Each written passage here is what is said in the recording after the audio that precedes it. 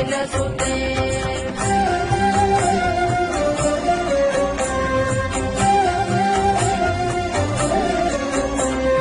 मयि जगदम्ब कदम्बवनं प्रियवासिनि हासरते शिखरे शिरोमणि कुम्भ हिमालय शृङ्गनिजालय मध्यगते मधुमधुरे मधुकैडभभञ्जिनि कैडभभञ्जिनि रासरते जय जय हे महिषासुरमर्दिनि रम्यकपर्दिनि शैलसुते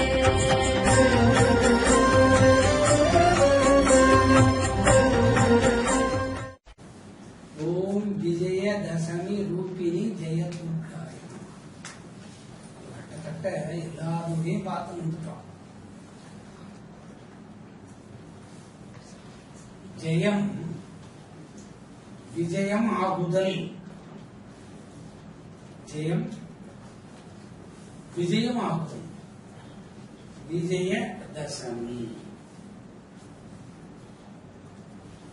புது புது விஷயங்கள் சொல்லக்கூடிய நாள், புது புது விஷயங்களை செய்யக்கூடிய நாள், புது தொழில்கள் ஆரம்பிக்கிற நாள், கல்வி அபியாசங்கள் பண்ணக்கூடிய இடத்துல இருக்கிறான்.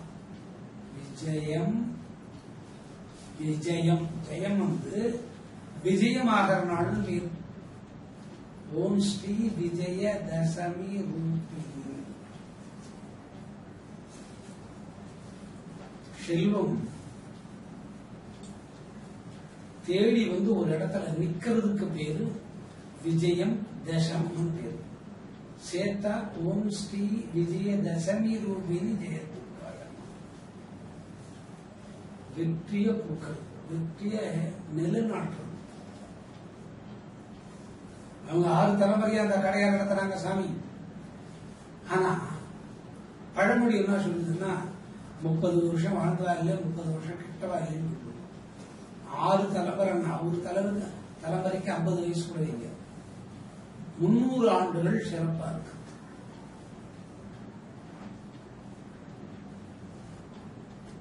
முன்னூறு ஆண்டுகளுக்கு முன்ன சாதாரண நிலையில இருந்து 300வது ஆண்டு உலகத்தை வந்து கொடி கட்டி தன்னோட ஆட்சிக்கு கீழே அந்த புகழை வந்து கொண்டு போய் சேர்க்கிறது. அந்த இடத்தோட புகழ் உலகம் முட்டணும். அதுக்கு உதாரணமா இப்ப அமெரிக்கா காடா இருந்த இடம் இன்னைக்கு உலகத்துல நம்பர் 1 நாடா இருக்கு. அதுக்கு விஜயதசமி. அந்த நிலைக்கு இப்ப இந்தியா வந்துருக்கு. புகழ், ஆன்மீகம், கல்வி, சரஸ்வதின்னு சொல்றாலே அது கூட வந்துருச்சு இந்தியாவிலே. அதுவும் வந்து கல்வி விஜயதசமி அது கூட இப்ப இந்தியாவில் வந்து. ஜெயம் ஜெயம் வந்து விஜயம் ஆகிறது. ஜெயம் வாசல் வைக்க வந்து போயிடும். உள்ளேயே தங்கணும். வாசலுக்குள்ள வந்து நம்ம பூஜை அறைக்குள்ள தங்குறது விஜயம். ஜெயம் வந்து விஜயம் ஆகும். அதனால இவனுக்கு விஜயதசமி. 10வது நாள் ஒரு வீட்டுக்குள்ள வந்து அடங்கிடுறாங்க. 10வது நாள் ஒரு வீட்டுக்குள்ள வந்து அடங்கிடுறாங்க. அன்னைக்கு முன்னாள் பூஜை போட்டு முடிச்சது மறுநாள் காலையில மறுபடியும் பூஜை போட்டுதான் அந்த பொருளை உபயோகப்படுத்தணும். அப்படி முடியாது உடனே அந்த பொருள்கள் உபயோகப்படுத்தணும்னா பூஜை முடிச்சுட்டு ஒரு அரை மணி நேரம் சென்று மறுபடியும் ஒரு ஆரத்தி எடுத்துட்டு அந்த பொருள்களை பூஜை பண்ண ஆரம்பிச்சுட்டு மறுபடியும் அந்த காரியங்களை அந்த பொருளை வச்சு செய்யணும். ஒரு ஸ்டெத்தாஸ்கோப்னு வச்சுக்கோங்களேன், பூஜை பண்ணிட்டோம். உடனடியே ஒரு பேஷண்ட் வராங்கன்னா உடனே அதுக்கு ஆரத்தி எடுத்து பண்ணணும். அப்ப அந்த மருத்துவமனையும் நல்லா இருக்கும். விஜயதசமி புகழோடு வரும். ஒரு தங்க தாலி செய்யற தங்க பற்ற பூஜை பண்ண முடிச்சுட்டா உடனே ஒருத்தர் அர்ஜென்டா ஆகணும்னு கேட்கிறான். மறுநாளைக்கு தான் அந்த ஆரத்தி எடுத்துட்டு அந்த தங்க செயல்களை செய்யணும். உடனே ஆரத்தி எடுத்து செய்யணும், உடனே விஜயம் வந்துடும். அதனால உனக்கு விஜயதசமி ஜெயதுர்காயே நமः. நம்ம ஆத்துக்குள்ள வந்து பூஜை ரூம்ல எப்பவுமே நிறைய இருக்கக்கூடிய 10ஆம் நாள் சுந்தரி இவங்களுக்கு ஜெயதுர்கானுக்கு பெயரு. ஓம் ஸ்ரீ கல்யாண குணமக்கள ரூபிணி. கல்யாணம்னா கல்யாணம் பண்ணிக்கிறதுன்னு அர்த்தம் இல்லை. குணமங்கலமும் எல்லாரோடையும் அனுசரிச்சிருக்கோம். அது 3 வகையான குணம்: தமோ குணம், ராஜகுணம், சத்துவகுணம். அதாவது ராட்சசன் மாதிரி சிலர், மனுஷன மாதிரி சிலர், தேவத்தை மாதிரி சிலர். சிலர் என்ன திட்டினாலும் போகிறார், அப்படிங்களா தெரியாத சொல்றாங்க, அவங்க தேவம். அது எப்படி என்ன திட்டலாம், திட்டினது தப்பு, மன்னிப்பு கேட்க சொல்லலாம், அது மனுஷனும். என்னை திட்டினது தப்பு தான், நான் திருப்பி திட்டுவேன்றது ராட்சசம். இதுக்கெல்லாம் சவுக்கார் ஆட்சி பண்றவங்க கல்யாண குணம். இது 3த்தையும் ஒருத்தரே ஆட்சி பண்ணி ஒரு மனிதனை இந்த 3த்துக்குள்ள இருந்து காப்பாற்றி வெளியில வர்ற நிலையை ஏற்படுத்தக்கூடியவருக்கு ஜெயதுர்கேன்னு கல்யாண குணமங்கள தினம் திருப்பதியிலே கல்யாணம் நடக்கும். அதுக்கு சீனிவாச கல்யாணம்னு பேரு, அதுக்கு கல்யாண குணமங்கள ரூபிணின்னு பேரு.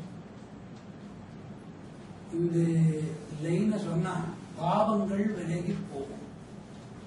பாவம் தெரிஞ்ச பாவம், தெரியாத பாவம், தெரிஞ்சு குணம்னு செய்யற பாவம், தெரியாத குணம்னு செய்யற பாவம், தெரிஞ்சுட்டு பாவம்னு செய்யற பாவம், அடுத்து பாவம் பண்ணவேன்றது பாவம்.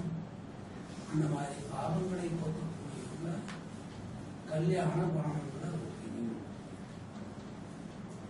1000 ரூபாய் ஒரு இடத்துல கல்யாணம் கடன் வாங்கினான், அவ மறந்து போட்டா, நம்மள மறக்கூடாது. இந்தாங்க ஒரு இடத்துல 1000 ரூபாய் கடன் வாங்கியிருக்கேன், இவ்வளவு வட்டி, அதை போய் சொல்லாம கொடுத்தா பாவம். அந்த மாதிரி பாவங்கள் இருந்து விடுபட செய்யக்கூடிய துர்க்கைக்கு ஜெயதுர்கை அப்படின்னு அந்த மாதிரி ஒரு துர்க்கை வந்தார். ஓம் ஸ்ரீ சௌபாகியலட்சுமி ரூபிணி ஜெயதுர்கை. சௌபாகியலட்சுமினா என்ன? எல்லா மிருகங்களும் விட்டு வளர்க்கலாம், எல்லா மிருகத்தை வளர்க்கலாம். கோவை வளர்க்கறது இந்த காலத்துல கஷ்டம், அதனால பண்ணை வைக்க முடியாது. சௌபாகியலட்சுமி கோவை வளர்க்கறதுக்கு உண்டான புண்ணியங்கள் அந்த வீட்டுல நிகழ்வுன்னு பேரு. அதனாலதான் கோயில பாத்தீங்கன்னா கோ பூஜைன்னு காலையில் ஒரு நடக்கும். குதிரை, ஒட்டகம், யானை, கோ பூஜை இதெல்லாம் 6 மணிக்குள்ள முடிஞ்சிடும். அதுக்கு வந்து சௌபாகியம்னு பேர். அந்த காலத்துல எல்லாம் பசுமாட்டை வீட்டுக்கு கொண்டு வந்து நம்ம எதிரில் பாலை கறந்து நம்ம எதிரிலே அளந்து விடுத்துவான். என்ன வீட்டுக்கு பசுமாடு வந்து போகும், சாமி எருமாட்டு பால் குடிப்போம்னா அது கணக்கில் வராது. எல்லார் வீட்டுக்கு முன்னால வந்து கறக்கும். அந்த நிலைக்கு சௌபாகியம். ஒரு வீட்டுக்குள்ள பசுவை வளர்த்து அது கண்ணு குட்டி போட்டு அத்தையும் வளர்த்து ஆனந்தப்பட்டு எல்லா செல்வங்களும் இருந்து அவர் ஒரு பெரிய டாக்டரா, ஒரு பெரிய வழக்கறிஞரா, பெரிய விஞ்ஞானியா இருந்தா அதுக்கு பேரு சௌபாகியம். இந்த சௌபாகியம் அந்த வீட்டு கிரகத்து பொண்ணு வழியா வருது. அதாவது மாட்டு பொண்ணு, கிரகலட்சுமி, மனைவி, தங்கமே தங்கம்னு வந்தா அதுக்கு சௌபாகியலட்சுமி. தங்கமே மருமகளெல்லாம் எப்படி வர்றாங்க, தங்கமாவது ஒரு கல்லுல வச்சு தேய்ச்சா அந்த கல்லுல கொஞ்சம் ஒட்டிக்கும், மீதி இது கல்லு வரும். ஆனா இந்த பசங்க அப்படி இல்லை, தங்கத்தை விட உயர்ந்த பதவியில் இருக்கக்கூடிய மருமகளாவதுக்கு பேரு சௌபாக்கியம். ஒன்னா பிறந்தா எவ்வளவு விசேஷம் பார்த்தீங்கன்னா, ஆம்பளைக்கு தான் பாவின்னு பேரு, பொண்ணுக்கு பாருமா அவ்வளவு லட்சணமான பொண்ணு. நடந்த அழகு, உட்கார்ந்த அழகு, சிரிச்ச அழகு, அழுதா கூட ஏமா பொமராட்டி மாதிரி அழுகுறேன், ஒரு ஆம்பளையும் கேட்கலையா? அதனால இத்தனை செல்வங்கள் பெற்றவனுக்கு சௌபாக்கியம். ஒரு கோவையும் கண்ணையும் வீட்டில் வச்சு பூஜை பண்ணா எப்படி ஒரு நிரந்தர செல்வம் இருக்குமோ அந்த மாதிரி நிரந்தரமான நிலையை கொடுக்கிறவங்க இந்த ஜெயதுர்கை. எவ்வளவு ஆனந்தம் பாருங்க, ஜெயதுர்கைக்கு இவ்வளவு ஆனந்தம் இருக்கு. ஓம் ஸ்ரீ கனக ரூபிணி. கனகம்னா பொன், கனகம்னா தூய தங்கம்.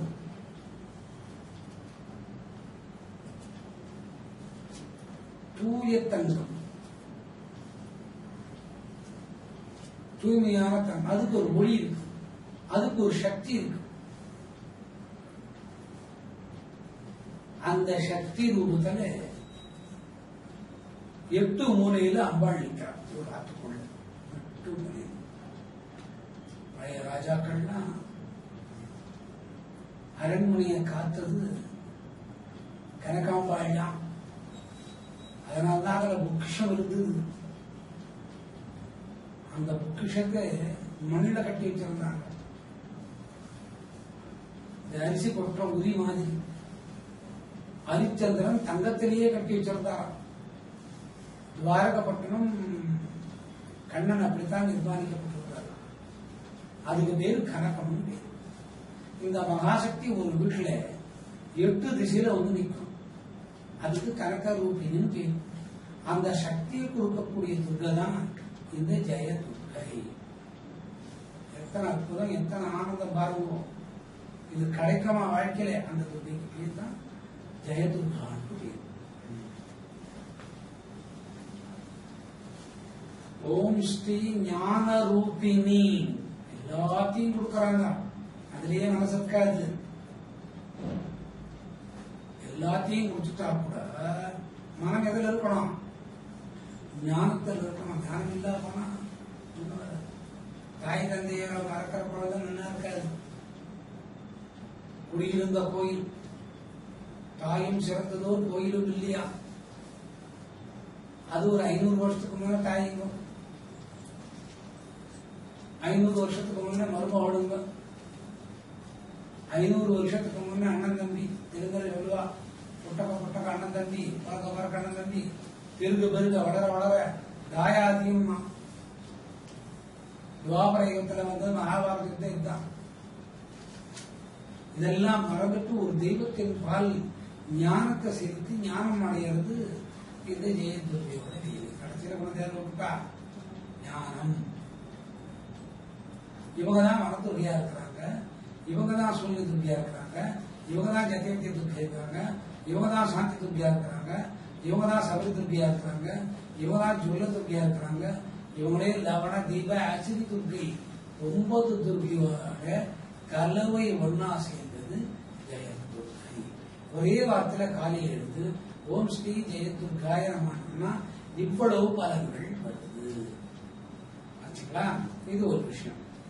அதுக்கு அடுத்தது இவங்களுக்கு என்ன நெய்வேத்தியம் ஆகும்? சம்பாரவ கோதுமை, இடியாப்பம், புட்டு, வெள்ளை அரிசி புட்டு, சிகப்பு அரிசி புட்டு, இதுகளை வேக வச்சு இவங்களுக்கு நெய்வேத்தியம் பண்ணணும். இது இவங்களுக்கு பிடிக்கும். அதாவது அசையும் இல்லாத ஒரு இயற்கையான வேக்காட்டுல நீரை கொண்டு ஆவியாக்கி அந்த ஆவியில வைக்கக்கூடிய பொருட்கள் இவங்களுக்கு பிடிக்கும். வெண்தாமரை, செந்தாமரை, இது 2 புஷ்பம் இவங்களுக்கு பிடிக்கும். வெண்தாமரை அறிவுக்கு, செந்தாமரை செல்வத்துக்கு. அறிவு கோடிக்கணக்கில் பணம் இருந்து எப்படி செலவு பண்றது தெரியாத செலவு பண்ணிட்டா ஏழை ஆயிடும். கோடிக்கணக்க பல கோடி 100 கணக்கா ஆக்கிறது வெண்தாமரை. அந்த செல்வம் பெருகிட்டே வருது செந்தாமரை. அதனால உங்களுக்கு வெண்தாமரை, செந்தாமரை 2 பூ பிடிக்கும். துளசி, வில்வம், கொன்றை மலர் இது இவங்களுக்கு பிடிக்கும். இது கிடைச்சா கொண்டு வச்சு இவங்களுக்கு போய் வேணும். வில்வக்காய், வில்வப்பழம், சிகப்பு ரோஜா, வெள்ள ரோஜா, வெள்ள அலரி இதெல்லாம் வச்சு கொண்டு போயிடுவாங்க. வில்வப்பழம் இது வைக்கிறது ரொம்ப விசேஷம். வில்வக்காய் வைக்கிறது விசேஷம். ஏன்னா மூலையில் இருக்கக்கூடிய வேதிப்பான மண்நோய் வியாதி செய்யும். இதெல்லாம் இவங்களுக்கு பிடிச்ச விஷயம். அடுத்து என்னென்ன இவங்க நோய்களை கிளீன் பண்றாங்கன்னு பாருங்க.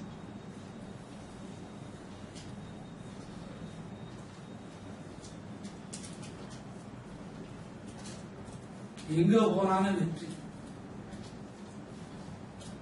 ஒரு தலைமுறை 2 தலைமுறை 3 தலைமுறை வழியா வராத சொத்துகள் லிட்டிகேஷன் ப்ராப்பர்ட்டி வருவாங்க.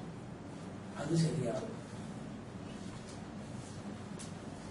அதுக்கு அடுத்தது ஜென்ம கர்ம நோய். பிறப்பா ஒருத்தருக்கு தொழுநோய் வந்து ஒரு குடும்பத்தில் அது சரி பண்றாங்க. கல்வியில மறந்து போட்டு சரி பண்றாங்க. சிறுமூளை பெருமூளை இதுல வர்ற நோய்களை சரி பண்றாங்க. வழக்கு ரீதியில தோத்து போச்சோன்னா தர்ம ரீதியில ஜெயிச்சு கொடுக்குறாங்க.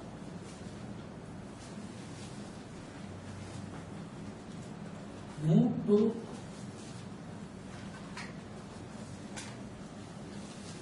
இதுல இருக்கக்கூடிய கொழுப்பு கரைஞ்சு போச்சு, அசைக்க முடியல, அது சரியாது.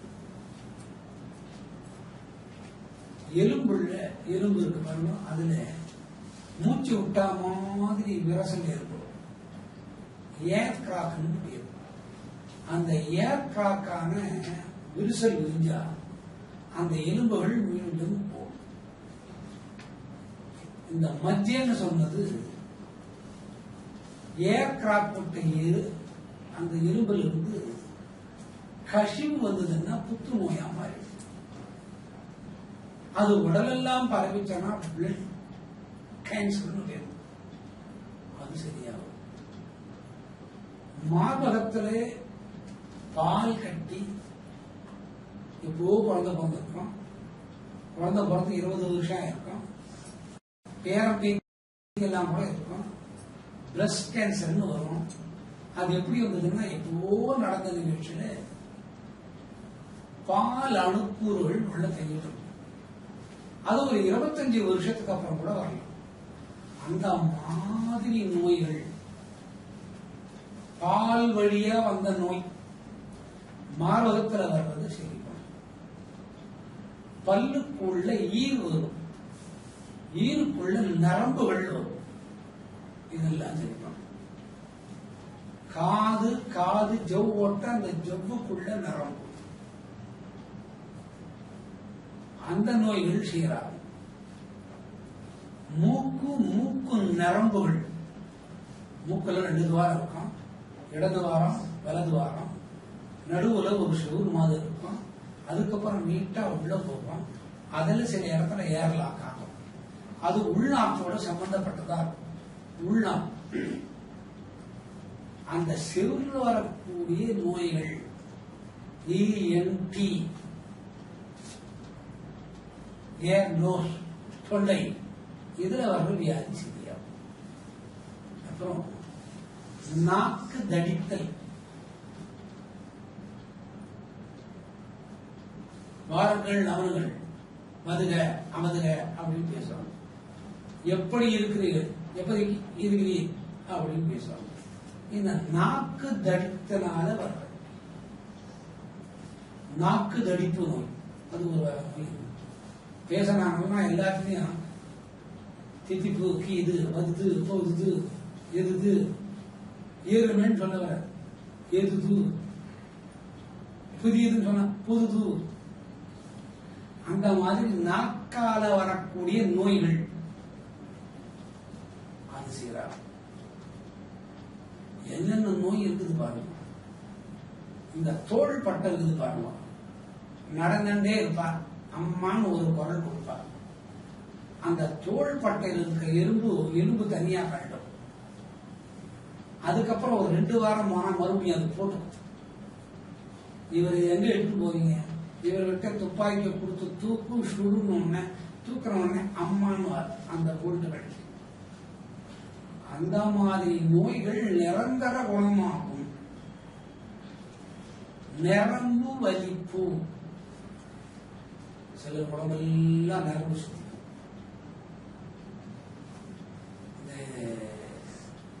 மேப்ல கூடு கூட போற மாதிரி சுத்தி, அந்த மாதிரி நோய்கள் சீராகும். வலிப்பு நோய், வலிப்பு நுரையெல்லாம் தள்ளி ரொம்ப மனசு கஷ்டமாயி அதுக்கு கொண்டு போய் இரும்ப கொடுப்பாங்க. அதுக்கு 90 டன் இரும்ப வச்சாலும் அந்த நோய் கிளியர் ஆகாது. இந்த ஜெயதுர்கா இதை செய்ய, பிறக்கிற குழந்தை ஒவ்வொன்னா பிறந்து இறந்துடும். சில வீட்டுல கடைசியில 10 குழந்தை பிறந்திருக்கோம், ஒரே ஒரு பொண்ணு பிறந்திருக்கோம். தகப்பனாருக்கு கொல்லி போட மற்ற குழந்தைங்க இருக்காது. அந்த மாதிரி நோய்களை செய்யறாங்க. மனைவிக்கு மனநோய் கண்டால், மனைவிக்கு மனநோய் காண்றது, 5 அண்ணன் தம்பின்னா 5 அண்ணன் தம்பிக்கும் சம்சாரம் கொஞ்சம் மனநோயா இருக்கும். அந்த மாதிரி மனநோய் இருக்கக்கூடிய வம்சாவளியில வந்து சரியாகும் மனநோய் வருது. பொண்களுக்கு வருது கிரகலட்சுமி. எவ்வளவு பாவம் பண்ணியிருந்தா என்ன வரும் பாருங்கோ, சும்மா வராது. அந்த மாதிரி 8 அண்ணன் தம்பி எல்லாமே குடும்பத்துல ஆண்கள், அதுல 3 ஊமையா அது சின்ன வீடுப்பா. அந்த கடைசியில போனீங்கன்னா பேபே வீடுன்னு சொன்னீங்கன்னா தெரியும்.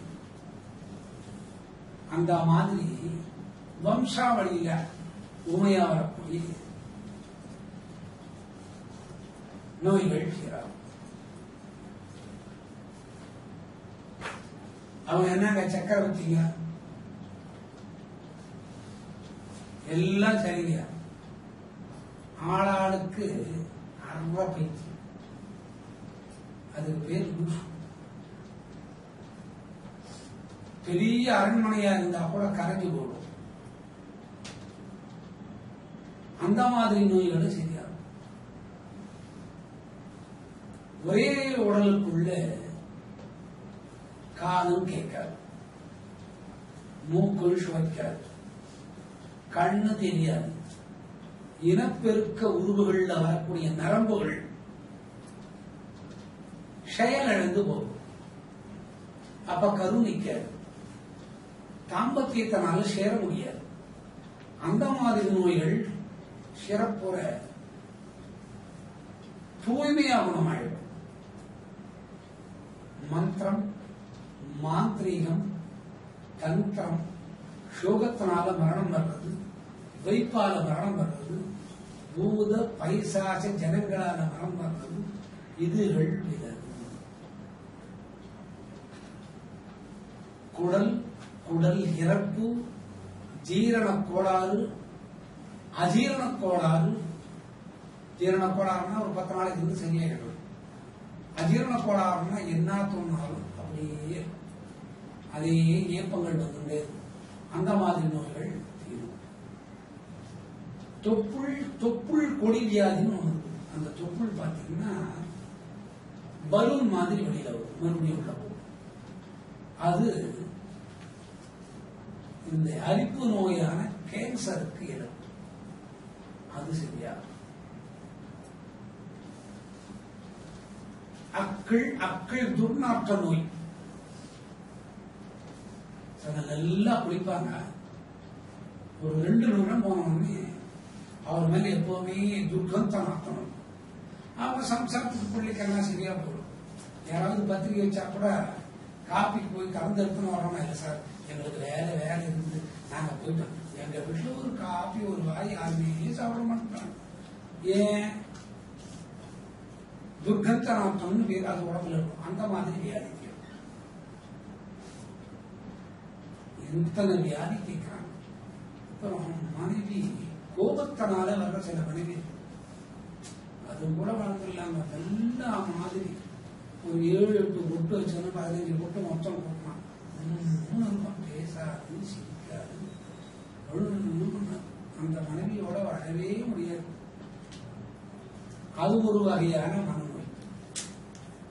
அது வெப்பத்தினால வர்ற மனநோய். அவங்க சம்சாரம் வீட்டுக்காரர்கிட்ட மட்டும் பேசுவாங்க, மற்றவங்க கிட்ட நல்லா பேசும். அந்த மாதிரி வெப்ப சூடு நோய்கள் போகும். இனக்குறி நோய் அரிப்பு, அந்த நோய் போகும். இடுப்புக்கு கீழே வர்ற நோய் சுத்தமா போகும். பாதத்தோட வெடிப்பு, கை வெடிப்பு, கால் வெடிப்பு, என்ன வெளியில போட்டு அடைச்சாலும் சரியா வராது. அந்த மாதிரி நோய் போகும். சிரங்கு, அந்த சிரங்கு எப்படி வரும்னா ஒரு கொப்பளம் மாதிரி வரும். டொப்புன்னு ஒரு சவுண்ட் கேட்கும். அது வெளியாக கேட்காது, அவனுக்கு கேட்கும். அதுல இருந்து ஒரு நீர் வரும். நீர் போன இடமெல்லாம் இந்த கொப்பளங்கள் வரும். மறுபடியும் அது டொப்புணும். இது துணி மறைச்சுட்டு இருக்கிற எல்லா இடத்துலயும் வரும். இது எத்தனை வருஷமா இருக்குங்க? ஒரு 15 வருஷமா இருக்குது. நாங்க பார்க்காத வைத்தியில, பார்க்காத சைவால் இருந்து எல்லா வாழும் தலையை பார்த்துட்டோம், ஒண்ணுமே சரியா இருக்கணும். அந்த மாதிரி நோய்கள் தனியா பேசிட்டு இருக்கிறவங்க சொல்லிருக்கிறாங்க, அவங்களே பேசிப்பாங்க. அந்த மாதிரி பேசவங்களை பார்த்தா பிஸியா இருக்கிற மாதிரி இருக்கும். அது ஏன் தனியா பேசிக்கிறாங்கன்னா, யட்சணை தேவதைகளாக வர நோய். யட்சணை தேவதைன்னா காதுல பேசும், அது அவங்களுக்கு பதில் சொல்லுவாங்க. அந்த உருவம் நமக்கு தெரியாது. அது கடைசியில மரணத்துல கொண்டு போய் முடியும். யட்சணை தேவதைகளால் வரக்கூடிய நோய்கள் விலகும். யட்சணை தேவதை பேசுறதே பெரிய விஷயம். ஆனா இவங்களுக்கு அது நேர்மாறா எதிர்மாறா அமையக்கூடிய விஷயம். அந்த மாதிரி நோய்கள் தான் நீங்க இடுப்புக்கு பின்னாலே சதை நிறைய தட்டுறது. இடுப்புக்கு பின்னாலே தொடைக்க மேல பிட்ட பகுதிகளை சதை நிறைய தள்ளிடும். இடுப்புல இருக்கிற சதையெல்லாம் அப்படியே தொங்கும். அந்த மாதிரி சதை சம்பந்தப்பட்ட துடுப்பு நீர்னு சொல்லுவாங்க, அந்த நோய்கள் தீரும். எத்தனை வகையான நோய் பாருங்க, இன்னும் எத்தனையோ பேர். அப்புறம் சனிப்பேனும் ஒன்று. சனிப்பேன் அது புருவத்தில் இருக்கும். இந்த கை விரலுங்க சிறு சிறு முடி இருக்கும், அதுக்குள்ள கண்ணுக்கே தெரியாது. அந்த சனிப்பேன் நோய் தீரும். அதை எடுக்க முடியாது. எடுத்தீங்கன்னா அந்த இடத்துல ரத்தத்தோட சேர்ந்துதான் வரும். இது யாருக்கு பிடிச்சதுன்னா நளனுக்கு பிடிச்சது. இது யாருக்கு பிடிச்சதுன்னா ஹரிச்சந்திர மகாராஜாவுக்கு பிடிச்சது. அந்த பேன் போனதுக்கு அப்புறம் தான் இவங்க நல்லா அந்த மாதிரி நோய்கள் போகும். அதனால கிரகத்தினால என்ன நோய் வந்தாலும் அந்த நோய்கள் போகும். இந்த துர்கைக்கு ஜெயதுர்கைன்னு பேர். 10 நாள் அற்புதமா இதை வழிபடலாம். எந்த மந்திரமும் வெல்ல வேண்டியதில்லை. சாதாரணமா வழிபட்டாவே உங்களுக்கு இத்தனை வகையான நிலைகள் இது கிடைக்கும். இவங்களோட ட்ரெஸ் பார்ப்போம். வலக்கையில வெண்கொடி ஆயுதம் மாதிரி, முத்து சிகப்பழகி முல்லைப்பூ நிறம். அவ்வளவு அழகு. ஜெயதுர்கையாச்சு சும்மா தானா? கொண்டை முல்லைப்பூ கொண்டை. கொண்டை போட்டு இருப்பாங்க. ஏன் கொண்டை போட்டு இருக்காங்க? ஜெயிச்சுட்டா என்னங்க பண்ணா? கொண்டைதான் போட்டுக்கணும். ராத்திரிலாம் தூங்குறீங்க, காலையில வீட்டுல வேலையை ஆரம்பிக்கிறீங்க, கொண்டை போட்டு இருப்பீங்க. பையனை அனுப்பிச்சுட்டு, வீட்டுக்காரன் அனுப்பிச்சுட்டு, மச்சனை அனுப்பிச்சுட்டு, பெரியவங்களுக்கு எல்லாம் டிஃபன் கொடுத்துட்டு அந்த கொண்டை அது வரைக்கும் இருக்கும்.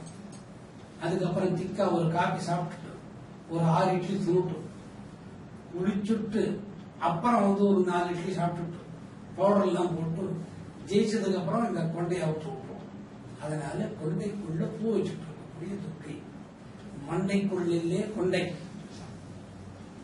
சூலம், அமிர்தம், இதெல்லாம் இவங்க கையில ஒவ்வொரு கையில ஒவ்வொரு.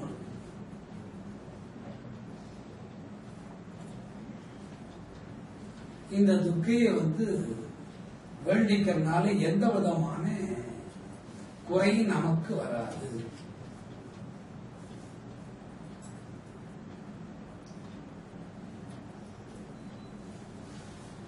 இந்த துர்க்கையை எல்லாம் வழிபடணும். என்ன வகையான கலர் உடுப்போட அவங்க சாத்திக்கலாம். வெண்மையான உடுப்பு விஷயம் வெற்றிக்கு அறிவு. அதனால இந்த துர்க்கையை நம்ம சாதாரண நாள்லயே ஓம் ஸ்ரீ ஜெயதுர்காயான் நமஹான்னு இத்தனை பலன்கள் கிடைக்கும். அடுத்த துர்க்கைக்கு போவோம்.